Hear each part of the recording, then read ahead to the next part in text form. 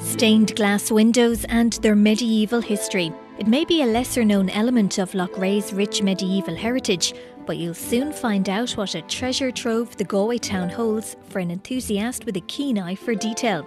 Later, we'll hear all about the beautiful stained glass windows currently on display at St Brendan's Cathedral and their medieval inspiration. But first, we start with a church that has no glass left in its windows, but still has plenty to teach us. Now in ruins, St Mary's Carmelite Abbey played an integral part in Loughrea's heritage, as archaeologist Dr. Christy Cunniffe explains. It was very important from the outset. Richard de Burgo, who would have been the Lord Baron, who was essentially the founder of the medieval borough of Loughrea, the caput, because Loughrea was the caput of the Anglo-Normans in Connacht. It was its capital, if you like. A lot of people would see Galway as the capital, but that's in a modern sense. But back in the 13th century, when the Anglo-Normans eventually made their way across the Shannon, Loughrea was that centre, if you like, of power within Connacht. And a principal part of the town itself, most medieval towns have several features. You expect to find medieval town walls. There are references to town walls here in Loughrea. We see evidence on the gate tower, which is also medieval. We see a little shadow there that suggests that there was a wall there. We know certainly that there was banks, and that there was banks then there was probably palisades. So sometimes it can be earth and sometimes it can be stone, but within the records, they're sort of reported in the same manner. We also had within the core of the town here, we had a medieval parish church. That's no longer intact. That's where the later Church of Ireland church was, and now the library. But when you visit that site, you will actually see three high medieval, in other words, 13th century grave slabs, which clearly indicate that space within the town. And of course, the other element that we had here in Loughrea was the castle itself, where the Baron was and where the courts were held, and where all of that, if you like, that management of what was taking place here at that period took place from. So while Athenry very significantly still has a lot of its walls intact, you can see some of the gates remain here in Loughrea, but even the layout of the town very much gives away the medieval factor. Absolutely. And that takes us right back again to St Mary's, because what you actually find here is that we have the moat here in Loughrea. The Loughrea moat is the only fully intact working moat in Ireland. So that's highly significant. While we don't actually see the upstanding walls, we do see in places where walls were replaced, possibly or maybe in or around where the original walls were. But what's really important is that the Abbey stands, albeit as a ruin. The Abbey still stands, and it stands in its proper place, if you like, within the context of a medieval town. It's actually outside the town itself. It's outside the moat, and that was the standard practice during medieval times, because these places not alone were the powerhouses of prayer and mass and all of the worshipful elements, but there were also hostels and hospitals, and they looked after people infirm and sick and that. So you really kept any possibility of bringing things like plagues inside the town walls. And of course, that was one of the major things in Anglo-Norman Ireland, is that a lot of the towns and the little Anglo-Norman settlements that disappeared, because you had that population, whereas the Gaelic Irish didn't live like that. They lived out in ring forts, and they lived in a totally different environment, whereas once you brought people together. But then the other thing that you had commerce. You had the centre of power, you had commerce taking place here, and of course all of this comes together. You have the Baron, the chief Baron here himself, de Burgo, and also then all of the other barons that either live within the town and outside the town. The burghers of Loughrea, because it has its burghish plots and it had all of the elements of medieval borough. And then these people are here. They're all part, if you like, of the patronage. They're the people that support the Carmelites here. They're the people that will end up paying for anything that happens here, and they're the people that would actually have installed the glass, the medieval glass here. Now, we're not sure. We don't know for certain whether we had stained glass or coloured glass here. We have no way of knowing, because we don't have enough references, and we totally depend in Ireland on either archaeological excavation or reports, documentary evidence for the evidence of glass, because there's no medieval glass intact in the church in Ireland per se. But we have some interesting references, and we have some excavations that took place in other places. For example, Kells Priory in County Kilkenny. There was major excavation done there over years. Tom Fanning and Miriam Klein did a lot of excavation there, and over the years, all of this wonderful glass was recovered there, and somewhere in the region of 1,622 fragments of glass have been recovered from there. And even more recent to that, another, I have to check my notes here, but another 152 fragments were recovered. But the wonderful thing about that is actually, that in itself tells us that, religious houses, and especially religious houses, because these were rich places. You had people endowing in these places, and even the whole custom of endowment.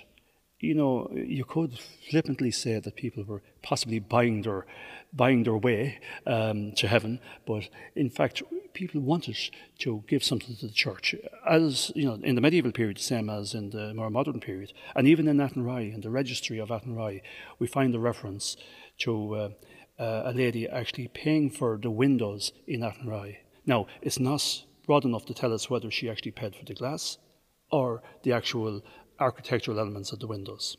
But what I'm going to talk about in relation to St. Mary's, if you like, I'm going to take you through an evolution within the building. If we walk around in St. Mary's, we're going to be able to see a number of different phases. St. Mary's was built circa 1300. The earliest windows there are actually the earliest intact windows, or fenestration as such, the openings and their framework and their architectural elements, dates to that period. But they're in the 13th century style. So I often get mixed up between dates, but people that hear me using the term a 13th century window, well, I'm speaking about the style. It's a 13th century window, but, we can't use strict dates. These things sort of fit into a broader period of time. So it's of a period. So that 13th century style, first of all, we have the windows in the south wall, twin light, lancet windows, narrow, tall windows, and in that case with pointed hoods. Slightly earlier in the 13th century itself, you might get the same sort of window with a round head on it. And if you went back to the 12th century, what you'd actually find is that would have been a fully rounded window, but with a lot more elaboration. And this is what we find. The windows, in many ways, the fenestration is a key element for building historians and for archaeologists to be able to read the building. When I walk in, the first thing I look for is carved ornament or carved elements, and I look at the tooling, the different types of tooling, and that allows me then to give that broad 100, 150 or maybe slightly greater than that date for something. So, people think you're a wizard. You know how to date these things. Well, you're actually not. You're reading it. It's the same as a book. You're cheating a little. The only thing is that you have already rehearsed all this sort of stuff in the past. That's what you learned. That's your skill. But you then apply it and you read the building. So when I look at St. Mary's here, I can see that the south windows are all of that 13th century style, tall lancet windows, but they're twin lights, they're double light. Now, they would have had glass in them, whether it was plain glass, and we can be certain of that, because if you look at the architectural elements you see in St. Mary's, you see in some windows you actually see little sockets or little holes for the tie bars for tying on the glass.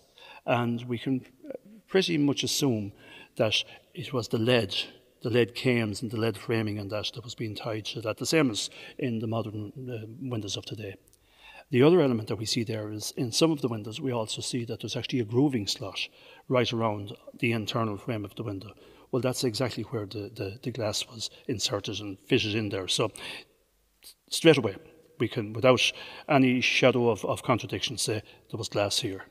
Now, we also know that there are windows that may not have had glass at all. Some of those windows we can actually see that there were shutters inside. Many tower houses, castles and tower houses, you'll see a socket and a hanging eye where a wooden shutter would have been closed on the window. Now, it may have had some sort of a frame pushed in there, wedged into the ope, and maybe something like animal skin, or maybe something like the stomach or the intestines of an animal stretched, turned into a sort of an opaque, translucent thing, if you like. It's not glass, but it allows a certain amount of light come through. So we don't like living in discomfort, but the St. Mary's has the 13th century windows, but the most important window in St. Mary's is the east window. The most important window in any church generally is the window behind the high altar, and the high altar will always be in the east end of the church. That's, the altar was in the east end of all churches. The main doorway is generally in the west, and so you have this east-west alignment.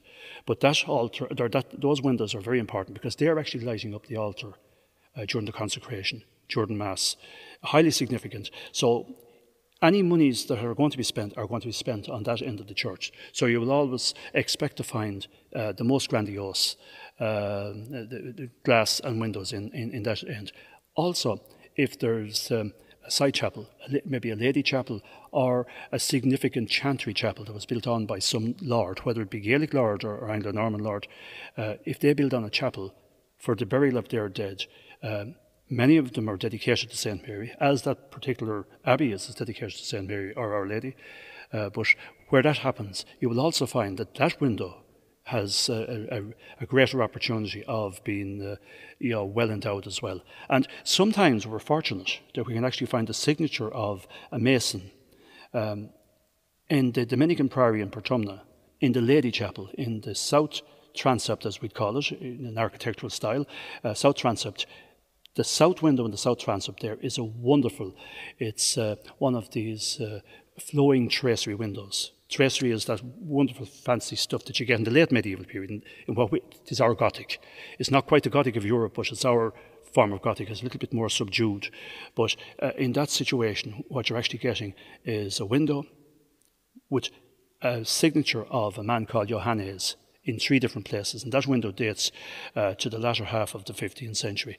So Johannes, we regard him as an important mason here because he also signs some stuff on the rood screen in Clontuskert. So straight away we're able to put a name. Now, that's the carver, that's the man that actually made the physical stone window, the mullions and the transoms and all that tracery and that type of element. That still doesn't tell us who made the glass, if there was glass there, and I am more than certain that with such a high status window, if you like, or setting, that in that instance there was high class glass as well. But come back to St. Mary's. What we find in St. Mary's here is we actually find that the window was replaced in the late medieval period. So we have the original window of circa 1300. Could be a little earlier. This date that we have is not a fixed date. It's not a historical date. It's a circa date. So that building could in fact be quite late in the 13th century. Or I think the first mention we get is somewhere around 1306 or something like that. And that's a reference to something else. It's not a reference to the building. So we just know it was there at that stage. So we use the circa date. But the original window then fell out of use for some reason or other. And all sorts of things happened. We find that when we look at churches of the medieval period, whether they be religious houses or parish churches, that by the 15th century, an awful lot of them require enhancement and repair. And almost like England, in the English landscape, we have this reference to the great rebuilding of that particular period. The Black Death, the Bruce invasions, all that sort of stuff that has occurred here. That's going to bring turmoil. Even here in, the Anglo-Normans themselves suffered under the Gaelic hands, if you like, because there was a resurgence of the Gaelic Irish at that stage. So these places, even though they're religious houses, can be attacked. Either that or just time and maybe poor workmanship or whatever else in the beginning. But that lovely, simple 1300s window has been replaced. But when we look at what's left, what we actually find is we find a lovely roll moulding, starting with a very simple base block, a little cushion base block. The roll moulding rises up along, framing the original opes of the window. That window, I'm pretty certain, we don't have enough of the elements left, but based on, we'll say, comparable windows elsewhere, that window was probably made up of 5 lights. If the church was wider, it could have 7 lights. There's usually an uneven number. There's a certain symbolism in everything we do within a church building. 3 is a very significant number, 5 in windows is significant, 7 of course is highly significant because we have 7 of everything, sacraments, beatitudes, deadly sins, so you have to think about orders like that as something more significant than just that somebody decided, well, 5 will fit here. It's very possible that that's how it started out, but we apply meaning to everything within the understanding of church architecture and church art and that. But that would have been a fabulous window of, I would suggest, 5 vertical lights, lancets similar to what was in the side wall, but the centralmost one, or maybe the central 3 might have been taller, in a sort of almost following the apex of the east gable, that you get that notion of rising up to heaven. And this is what it's about. You're letting in light. Where's light coming? Light is coming from heaven. So in a way, you're allowing that light in over the altar, in over the sanctuary space, the most significant part of the church itself. So that in itself is highly significant. Having glass is highly significant. The notion of having stained glass in your church. You're now you're copying something that you find on the continent. You're copying something that you're going to find in York Minster. If you wanted to see wonderful stained glass within 2 hours or 3 hours, whatever it takes you to get across York Minster, I would regard as one of the finest examples of Minster churches. Big cathedral, parish church type, huge thing. But what you find in York Minster is you find stained glass there dating back to the 12th century and right through every century. Of course, the other thing that while we have the opportunity and we're speaking to a public audience here is that excavation doesn't take place everywhere. But all of these medieval religious houses and parish churches all have graveyards attached. And in the process of digging graves, people may come across bits of glass. Don't throw them back into the grave. Look at them, do more than look at them, pick them up, put them on one side, and what I would advise in that instance is to actually contact the Galway Heritage Officer and tell her that you were to find some glass right beside the Abbey in Loughrea or wherever you happen to be, and Marie will look after it. That can be looked at then by people from the National Museum.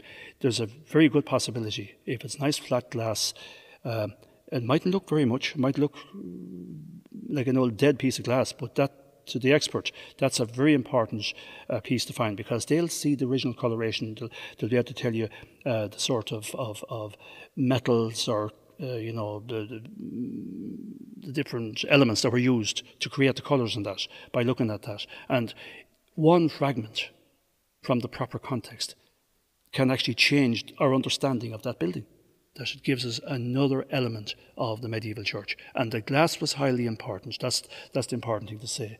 But I suppose looking at a few references to glass, some early references. For example, the Annals of the Four Masters relate that Clonmacnoise was plundered and devastated by the English of Athlone.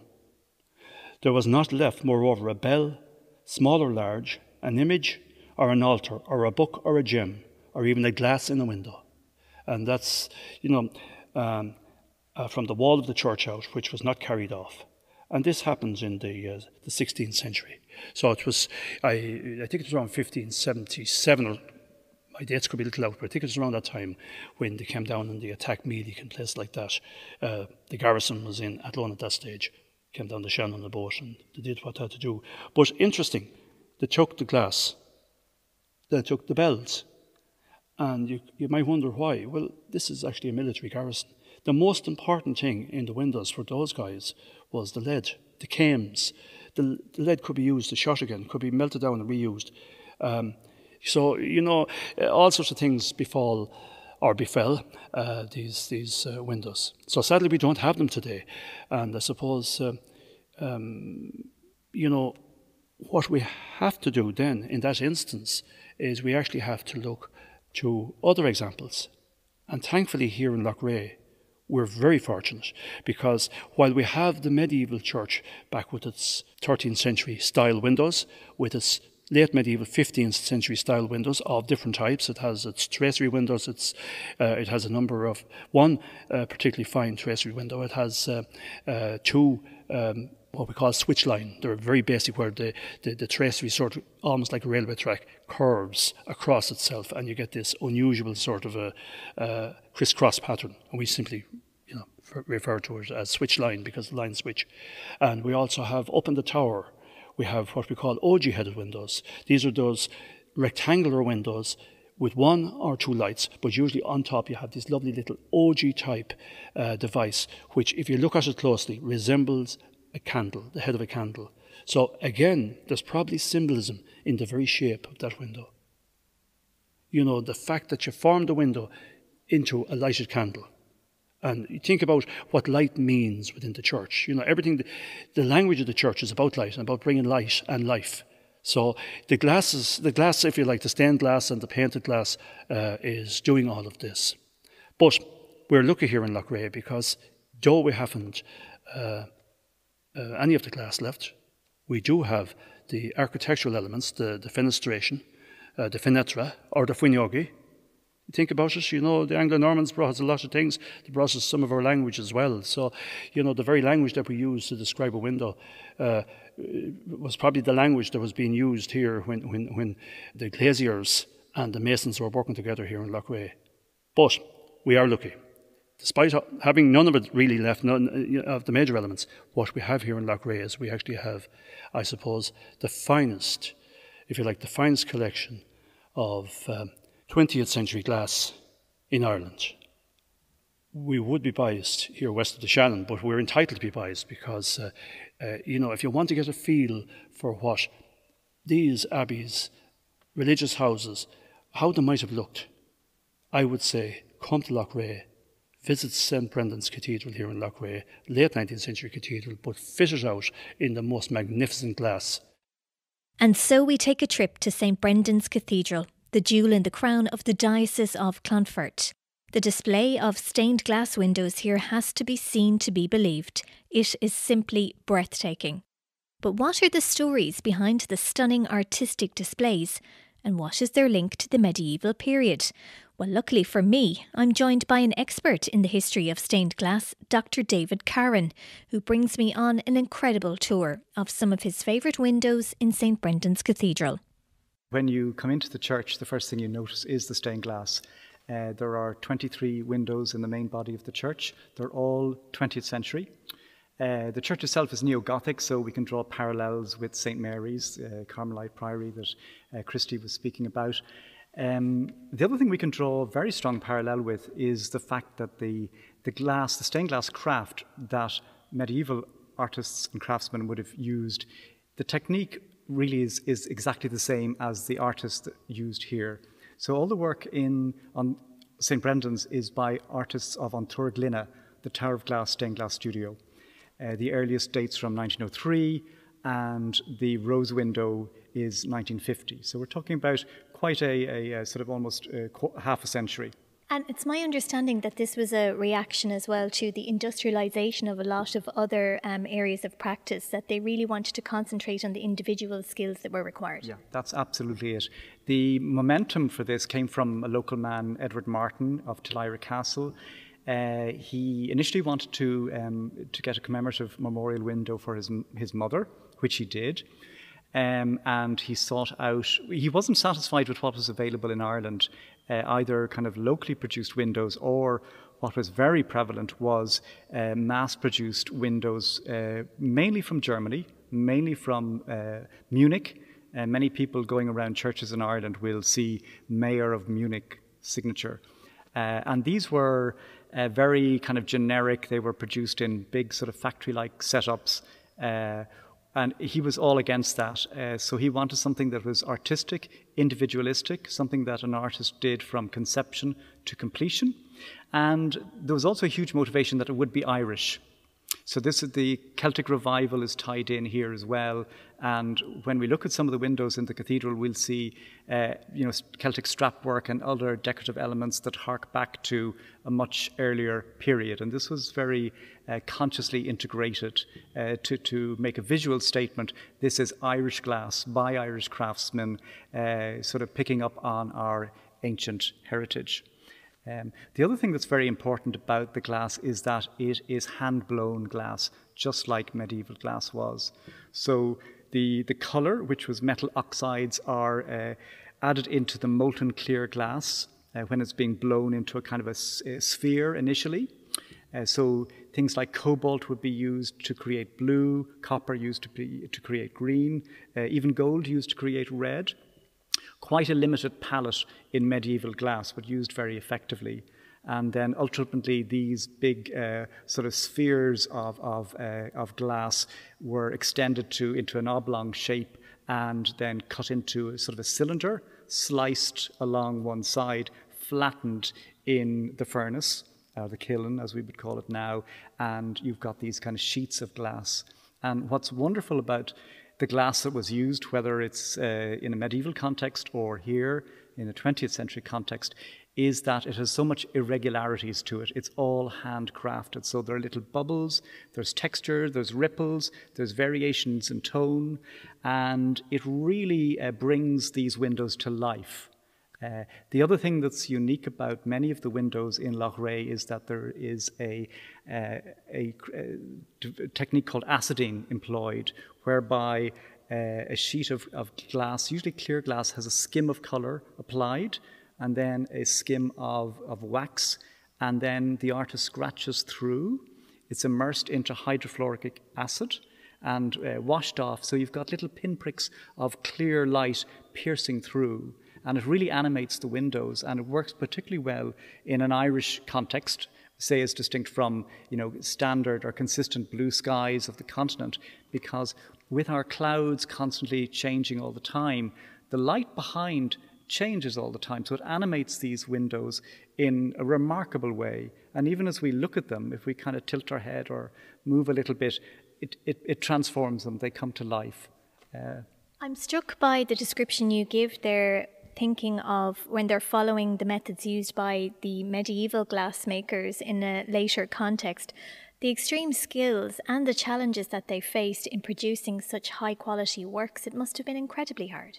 It was, yeah, and initially there was an instructor brought over from England in 1901, a man called Alfred Ernest Child, and he was brought over at Edward Martin's instigation with really kind of a dual role envisioned for him. One was to establish stained glass classes in the Metropolitan School of Art in Dublin to train a completely new cohort of apprentices, and then also to run a stained glass studio that would take these students and employ them, and that was An Túr Gloine.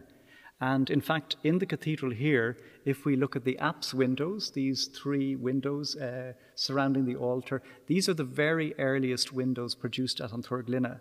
So if we look to the records, the work journals that are in the collection of the National Gallery in Ireland, the very first entry for 1903 is this window of the Annunciation. And then the other two, the Agony in the Garden, the Resurrection, they followed. So St. Brendan's really has a very significant role in the story of 20th century Irish stained glass. It really all began here. And it has this wonderful collection that continues with a bit of a break. There were two bishops of Clonfert who had a different focus, but generally the bishops here were hugely supportive of An Túr Gloine, and they continued to commission stained glass really until the cathedral was full of glass, and there were no openings left. I think what was incredible about An Túr Gloine as well was the fact that a number of the artists were female as well, and it was significant of its time. Yeah, it was absolutely, and kind of unique. Although Alfred Ernest Child was the official manager, really the principal personality behind it was Sarah Purser. Now, her name will be familiar to many because she had a very successful career as a portrait painter and also a genre painter. And then around about the age of 55, she took on An Túr Gloine as a project. So she established it in Dublin with, obviously, Martin was very much behind the enterprise. And she was a very focused lady, I think we could say. And she employed a lot of women. Now, it was always a small studio, but she employed people like Catherine O'Brien, who's represented here, Ethel Rind, who's represented by the Stations of the Cross, which was kind of a sideline. They were in a certain type of mosaic called opusectile mosaic. She employed Wilhelmina Geddes, Evie Hone, who is a really big name, and Evie Hone has 2 windows in the cathedral. So the majority of the staff at An Túr Gloine, and there was very little turnover. Once they started, they stayed. Catherine O'Brien arrived in 1903. She stayed until she died in 1963. There was a very strong female presence in this particular studio, a lot of it down to Sarah Purser herself, I think. So when you sit in the midst of St. Brendan's Cathedral here, every window that you view seems extremely intrinsic to somebody who's just viewing it as a surveyor. But I know there's a number of windows that you'd like to particularly focus on and give us a little bit of a tour. Yeah, well, I thought in the medieval context it might be interesting to look at some in particular. In the left transept, there are 2 3-light windows, and what's interesting about them is that they're multi-panel windows, so that's very much in the medieval tradition, and they're narrative. In the medieval context, stained glass was seen as the Bible for the poor. So people who couldn't read, they could look and they could understand. So these windows are highly illustrative. The window on the left tells the story of the Nativity. The window on the right tells the story of the Passion. Both, interestingly enough, are actually conceptually designed by Sarah Purser, but ultimately they were carried out by 2 different artists. Alfred Ernest Child did the Nativity, and then a female artist who I omitted in mentioning a minute ago, Beatrice Elvery, did the Passion window. And they're really superb examples of stained glass. They are, one thing that is different from the medieval tradition is that they had, in the 20th century, much more colour. So they weren't limited by the very limited number of metal oxides, but, chemistry had evolved. So you see a significant range of colours and wonderful purples and blues and golds and so on. But fundamentally, the craft was identical. Nothing really had evolved significantly. Some of the cutting tools, had improved, but essentially what we're looking at here is stained glass that was crafted in exactly the same way as it would have been done in medieval times. And I might just add, in the Nativity window, one thing that kind of amuses me a little bit is that the depiction of the shepherds when they're arriving, or initially when the angel Gloria in Excelsis Deo, when she's announcing Christ's birth, the very top, they're actually sort of dressed in medieval gear. It looks maybe a little bit out of context, and also it's kind of medieval gear that we might associate with sort of Flemish art, like the work of Peter Bruegel and that, these sort of standard depictions of peasants, and they're very heavily clothed for a very warm climate. They've got loads of leggings and scarves, and it looks like quite thick, heavy tunics and little leather pouches with money. So there's 2 depictions of the shepherds, but they have a very specific kind of medieval appearance about them. And the artist, Sarah Purser herself, visited the continent regularly. She was very altruistic, and she brought some of the artists over with her. So Beatrice Elvery, for instance, Catherine O'Brien, they joined her on stained glass tours. So they would have been exposed to the wonderful medieval stained glass that they could see on the continent that obviously wasn't available to them in Ireland. Even so many years on, the vibrancy of the colours remains. Obviously, the quality of the materials that they were using at the time was key to this as well. Yeah, the glass was top rate. It has to be said that the glass was imported from England. Mostly, there was some local glass made at the Dublin Glass Bottle Company, but they were commercial producers of glass for bottles. So it was a very kind of limited colour range, very pale greens, as you might imagine, and so on. So for the best of glass, they had to import it from the UK. There was no option there at all. But everything else was handcrafted in Ireland. So in terms of your next favourite then in St. Brendan's, it's to the right as we stand in front of the altar. Yeah, in looking ahead, we have two windows by Michael Healy. And Michael Healy is particularly well represented in the cathedral. His earliest solo window is here from 1904. And then these two, which are kind of the climax of his career, the Ascension on the right and the Last Judgment here on the left. And this was kind of finished within a year of his death. So he was actually quite ill at the time. It took 4 years. It's very labor intensive. It's got a very high degree of acetting. But what's interesting is that although it's very much in kind of a 20th century mode, thematically it's very much kind of medieval. It's the Last Judgment. We rarely get artists in the 20th century treating the Last Judgment. The only other example I can think of straight away is a window, 3-light window also, by Harry Clarke in Newport in County Mayo. I actually think this one is much finer, and this is all by Michael Healy, whereas the other one was designed and partially made by Harry Clarke. But it's very kind of didactic. It's got a very strong sort of moral message. You've got Christ in judgment at the top. And then as we work our way down, you'll see a centrally positioned angel with a large volume open who's clearly reading out the names of those who are being called forth. And then on the left light, you'll see this sea of faces, and it's just the faces, and you'll see the hands clasped in prayer.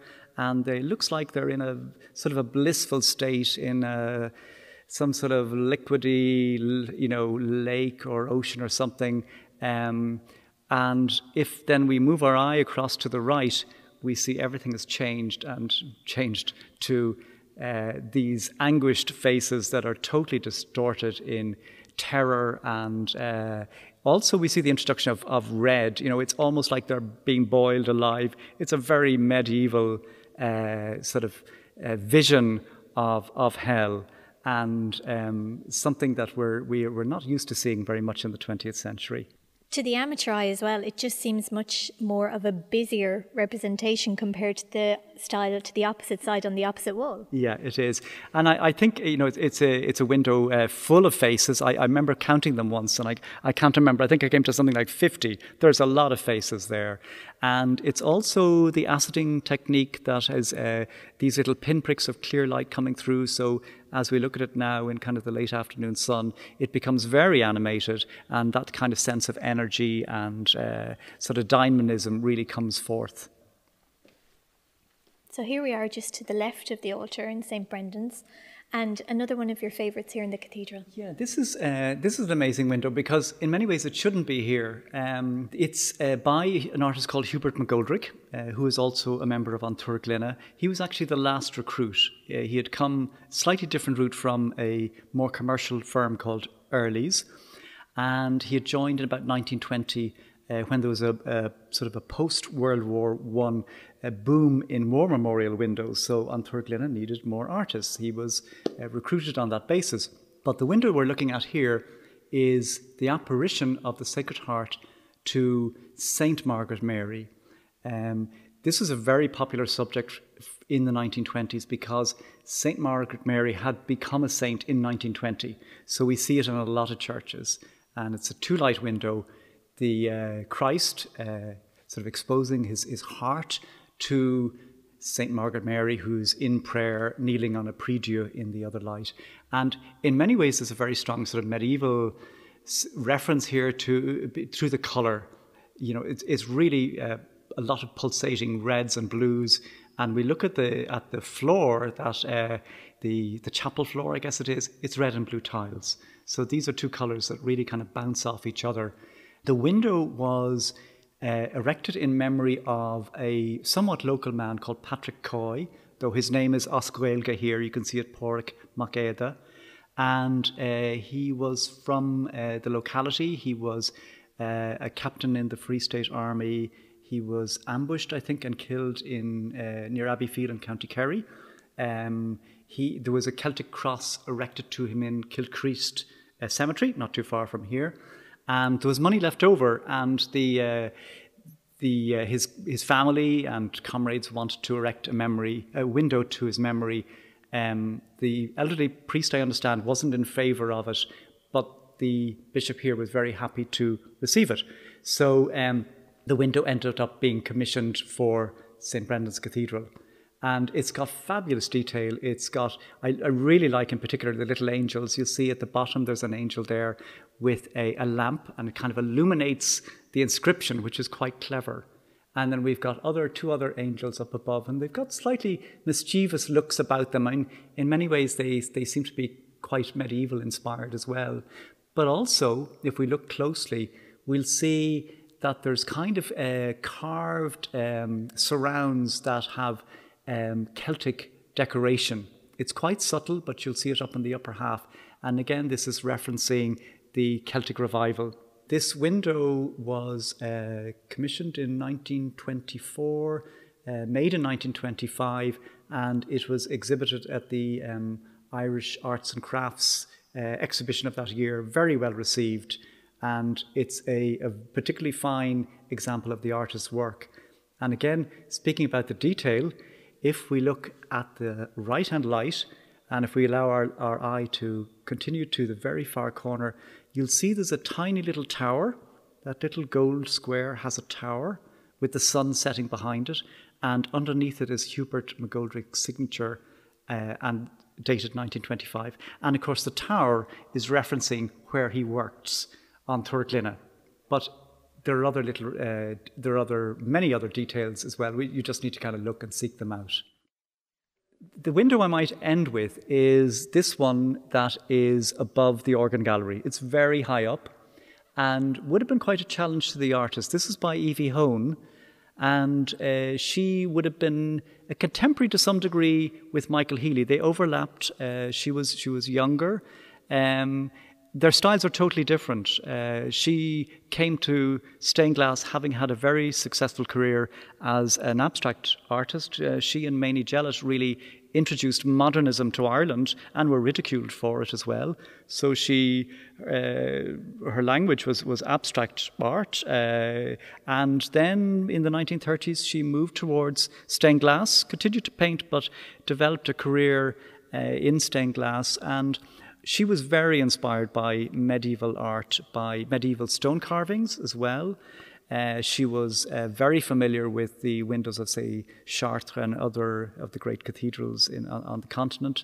And she often used quite a limited colour palette that would have been the type of colours that were available to medieval artists. So if we look at this rose window, which is depicting the creation, we see principally kind of strong blues, turquoise, red, gold, green, very strong colours. And there's a lot of use of symbols as well. So in the centre we have the Trinity. We have the hand of God the Father at the top. We have the dove, the Holy Spirit, in the centre. We've got the PX, the Pax Christi symbol. There's also Alpha and Omega, relating to Christ. I'm the beginning and the end. There's a sun, there's a moon. It's quite packed with images in the center. And then surrounding, we have kind of 6 semicircles. And these 4 of them relate to different elements, I suppose we would say. So we've got this fire-breathing serpent on the right, that's fire. We've got the lion. It's almost like a rampant lion that you would see in heraldry. That's simplifying earth. We've got the pelican, simplifying water.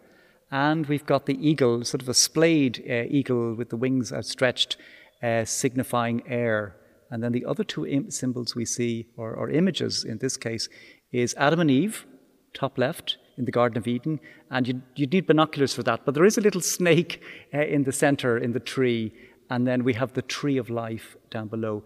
And both of those would be themes, visual images that were often treated in medieval times. So Evie Hone she was a modernist, but she was very aware and happy to reference medieval imagery, medieval colours, and so on. And similar to Michael Healy's piece, very vibrant, very bold, and it really does catch your eye in the cathedral. Yes, it does. I mean, for a rose window, it's relatively small. We often associate Gothic cathedrals in particular with huge, complex rose windows. This is relatively small, and I would have thought for the artist was very challenging at the time because it's so high up. What will people be able to see? So I think with that in mind, she chose a composition and imagery that had a very kind of simple graphic quality to them so that they could be read, visually read from far down below as we are looking at it now. I think, though, there is a sense that you don't see everything with these stained glass windows until you take that closer look. Yeah, absolutely. I mean, I think I'd encourage people, if they had binoculars, bring binoculars, because a lot of the joy in these stained glass windows is in the detail, and there is a lot of detail to uncover. You just need to be maybe patient with the windows, give them time. A lot can be seen with the naked eye, but binoculars are an advantage, yeah. Can I ask you, in terms of the maintenance of these pieces, that must be a significant challenge as well, to ensure that they stay in a relatively good state, considering that they're open to the elements all the time? Yeah, they were very well crafted to begin with. However, they are fundamentally, they're fragile. Glass, of course, is very vulnerable, and the lead tends to soften in time. And ultimately, also I would add, because it's hand-blown glass, it's often quite thick and heavy, so gravity takes a toll. So stained glass windows of this quality can kind of sag and bulge in time. And most of these have been restored over the last 2 decades or so, bit by bit by bit. So the last time I was here, for instance, the window behind us here, the Apparition of the Sacred Heart, that had been removed. So it was boarded up, and I was kind of, oh no, that's one of my favourite windows. But in fact, it was being restored in Dublin, and now it's reinstated in all its splendour. Can I ask you finally, David, St. Brendan's, in the context of what you have witnessed across the country in terms of the medieval link and also the quality of what stands here daily, where does St. Brendan's stand? Well, St. Brendan stands at the very top. I mean, there's really no equivalent, I would say. The Honan Hostel in Cork has a very fine collection, and it has some superb windows by Harry Clarke, who would be a name that's very familiar to people.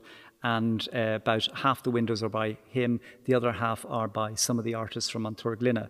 But they were all created within like a 2 to 3 year period. So here we've got many more artists at work, but we also can see the evolution of stained glass over a 50-year period. And in particular, Michael Healy, who is one of the main artists, we see his personal career evolving from when he was an apprentice to pretty much the year he died. So there you have it, Loughrea's stained glass windows. Medieval inspirations and modern day representations. But like Dr. Caron said, don't forget the binoculars.